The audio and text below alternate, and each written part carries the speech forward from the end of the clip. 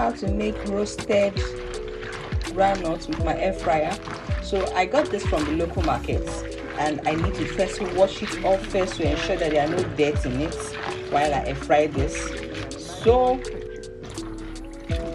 I'd washed this several times off the camera, so I'll just transfer this. I'm done washing, and I'll just transfer this to my air fryer and allow this roast for a couple of minutes.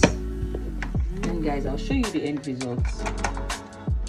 So we are done with this. This stayed for about 15 minutes on low. So guys, can you see the outcome?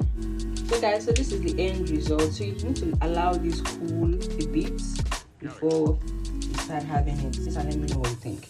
Bye.